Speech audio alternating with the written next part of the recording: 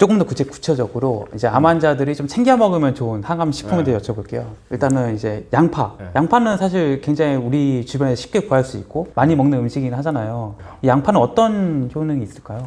우리 양파는 사실은 이제 우리가 그 음식 중에서 보면 가장 항암 성분, 암 환자들에게 보면 항암 성분이 많은 그런 식자재가 되죠. 대개 이제 우리가 이제 대표적으로 양파 그러면 케르세친 이렇게 말을 하잖아요. 아마 요즘에는 하도 우리 환자들이나 이분들이 전부 다 박학다식하기 때문에 다 알잖아요. 맞아요. 케르세친이 많이. 케르세친이 근데 우리 환자분들이 좀 알아야 되는 게 케르세친은 사실은 껍질이 있어요. 보라색이 있는 부분에 있거든요. 근데 이게 다 벗겨버리고 나서 하얀 것만 먹잖아요. 그럼 실제 케르세친 별로 안 많아요. 아, 흰색 부분에는 별로 없다. 그렇죠. 보라색, 겉에. 근데 그건 다 까서 버린단 말이에요. 그쵸. 근데 그걸 또 요리를 해가지고 먹기도 곤란하잖아요. 그러니까 이제 이 부분은 뭐냐면 차를 끓여 마셔야 돼요. 차로 끓여 마시는데 그게 진국이에요, 한마디로 그게. 그러니까 우리가 양파 그 하얀 부분은 뭐 그렇다고 해서 칼슘이 없는 건 아니지만 함량이 많이 떨어지죠. 그 외에도 보면은 이제 플라보노이드라든지 우리가 일반적으로 파이토케미칼이라 하는 게 플라보노이드, 폴리페놀 이 두 가지를 말하잖아요. 그 부분들이 다 풍부하게 들어있는 게 양파고. 또 우리 양파는 막 까다 보면 막 눈물 많이 흘리잖아요. 그게 유황 성분이잖아요. 그 황이 들어있고 황도 되게 중요한 거예요. 우리 몸에서 해독 작용을 황이 담당하는 게 크거든요. 그렇기 때문에 이런 그 유황 성분이 또 들어있고 그래서 보면은 항염증 작용도 있고 그다음에 항산화 작용도 있고 그다음에 항암 작용 그렇죠.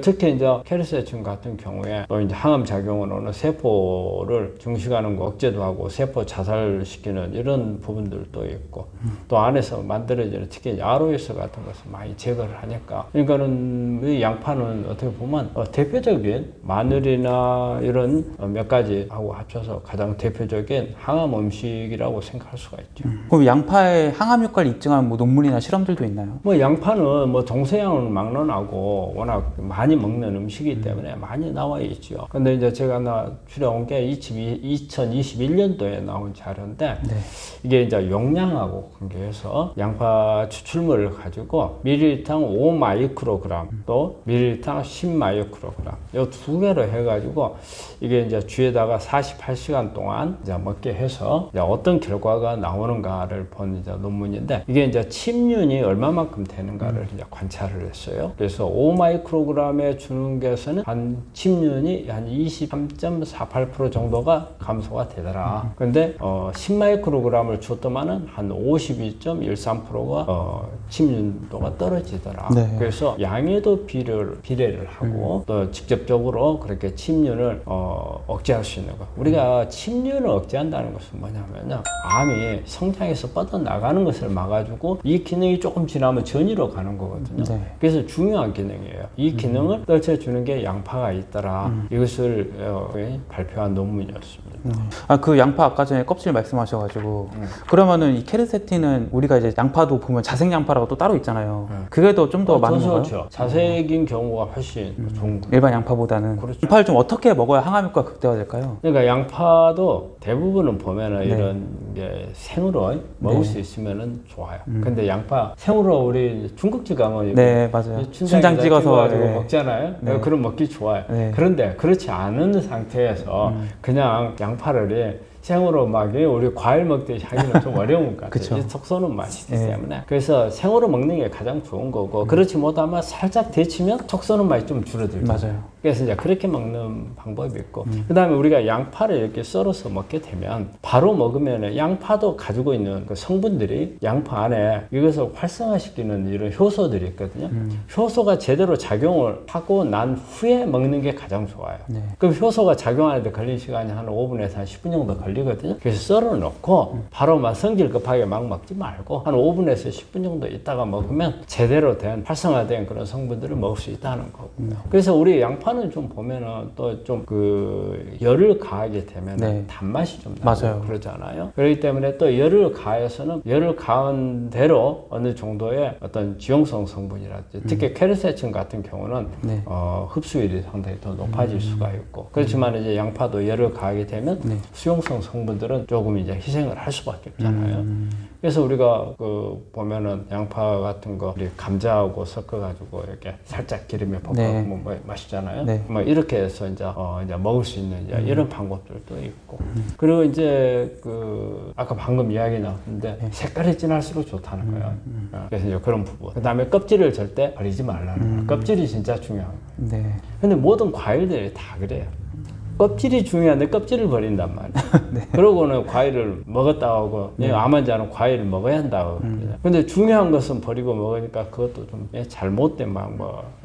그럼 양파도 그런 개념이라고 생각하시면 될 겁니다. 그럼 이제 암 환자가 양파를 섭취할 때 좀 주의사항은 뭐가 있을까요? 네, 그러니까 양파를 우리가 이제 환자분들이 뭐가 좋다 하면은 막 힘든 거 참고 막 먹어요. 네. 그러다 보니까 양파 좋다 하면 이제 양파를 생으로 먹는 게 더 좋다 하니까 양파를 뭐 생으로 먹고 막 눈물 나고 막 목이 아프고 하는데도 한단 말이에요. 그거는 좀 좋은 건 아니라고 봐요. 내가 그 고통을 참아가면서까지 꼭 그리 안 해도 되는데 꼭 그리 해야 된다면 어쩔 수가 없어요. 근데 꼭 그리 안 해도 된다면 그럴 필요가 없는데 우리 환자분들이 좀 그런 분들이 종종 있더라고요. 근데 이제 이게 자극을 할 수 있으니까 네. 이런 자극이 심하면 그럴 때는 약간 살짝 열을 가거나 데치거나 이래 갖고 드시면 될 거고. 그리고 양파도 황이 들어있잖아요. 그 다음에 식이섬유가 많이 들어있잖아요. 그러면 우리가 먹었을 때 소화불량 문제가 생길 수 있어요. 되게 이제 가스가 차기도 하고 막 속이 쓰리기, 트림 같은 거, 뭐 구토가 나는 경우도 있지만 구토 나는 경우까지는 별로 그렇게 많지는 않은 것 같아요. 하지만 속이 더부룩해가지고 이런 부분들을 좀 조심하시고 또 우리가 양파가 다른 이런 파이토케미칼들을 많이 가지고 있는 식자재들도 마찬가지로 혈액 응고하고 관련되는 부분들이 좀씩 있어요. 다 대부분 보면은 응고를 억제하는 그런 작용이 있어요. 네. 그러니까 또 우리 환자분들 중에서 항응고제를 먹고 있는 분들이 있거든요. 예, 그래서 이제 그런 분들한테는 네. 이걸 많이 먹었을 때 좀 문제가 될 수 있으니까 좀 적정량을 조금만. 그래서 아예 먹지 말라는 건 아니거든요. 네. 조금 양을 좀 줄이고 그 부분을 염두에 두면서 드시는 게 좋고. 그 이제 항응고제를 이제 복용하고 있는 이제 암 환자 같은 경우는 양파 때문에 그 효과가 조금 더 상쇄가 될 수 있는 거죠? 항진이 될 수가 있는. 항진이 된다. 그렇죠. 항진. 응고를 더 안 되게 할 수 있고. 네. 그럼 양파와 좀 함께 먹으면 좋은 식품 뭐가 있을까요? 이 양파가 십자가 식물이잖아요. 십자가 식물은 다 같이 먹으면 더 좋아요. 안에 있는 성분들이 훨씬 더 함량이 높아지는 효과를 내잖아요. 그래서 뭐 마늘이라든지 그 외에도 브로콜리, 양배추, 케일 이게 다 십자가 식물이거든요. 그래서 이제 그런 부분들을 같이 먹는 게 좋고 네. 또 제가 이번에 자료를 찾다 보니까 그 유방암 환자들에서 양파하고 호두를 같이 먹으니까 상당히 유방암을 억제하는 효과가 좋다라는 게 나오더라고요. 네. 그래서 한번 그런 부분도 한번 생각해 볼 필요가 있고. 근데 여기서 먹는 포도는 껍질이에요. 그 알맹이 아니라는 것을 네. 제가 이야기를 하고요. 네. 그 다음에 이제 우리 베리 종류가 양파하고 상당히 궁합이 잘 맞다고 그래요. 그래서 이제 뭐 베리는 우리가 제일 많이 잘 알고 있는 블루베리잖아요. 네. 이제 요즘에는 뭐 아로니아도 있고. 그 다음에 우리 딸기도 사실은 베리 종류의 딸기. 저는 딸기 그렇게 썩 좋아하지는 않아요. 그래요? 왜냐면 딸기에 그 호미패 있잖아요. 네네네. 그러니까 농약이 그런데 끼어 있으면은 이게 잘 못 빠져나가. 그러니까 딸기는 또 원래 사과나 껍질이 단단하니까 막 씻잖아요. 그쵸. 딸기는 그러지도 못해. 그쵸. 어렵죠. 좀 어렵다고요. 그러니까 이럴 때는 뭐 식초에 담그거나 뭐 꼭 그렇게 해가지고 또 그런 과정이 너무 귀찮다. 그러면은 다른 걸로 대체하시는 게 나았고. 그래서 이런 베리 종류. 그 다음에 이제 강황하고 같이 먹으면 흡수율을 좀 더 높여줄 수 있는 여기다 후추 같은 게 들어가면 더 흡수율을 높여줄 수가 있거든요. 그런 부분들을 이렇게 같이 먹으면 훨씬 더 항암 효과를 높여줄 수 있는 효과를 낼 수가 있습니다.